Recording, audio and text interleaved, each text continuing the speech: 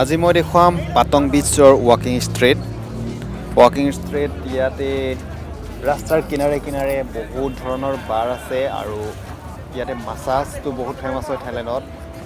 Massage গলিয়ে গলিয়ে পাব আপুনি, ৰাস্তাৰ কিনাৰে কিনাৰে পাব, য'তে ত'তে পাব মাছাজ থাই মাছাজ।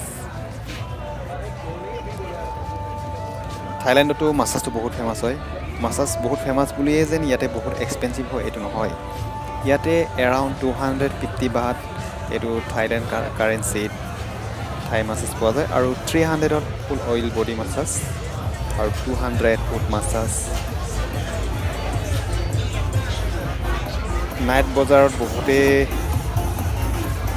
ভিৰ হয় মানুহ, বাট বহুত এনজয়ো হয়।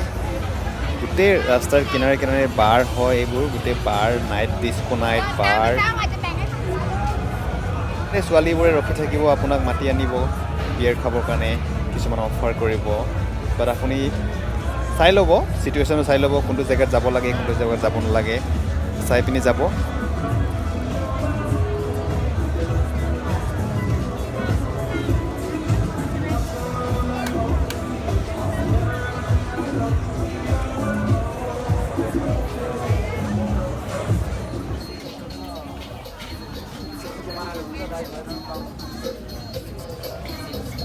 এয়া হৈছে ফুড ষ্ট্ৰীট, পাটং বিচৰ অলপমান দূৰত আছে।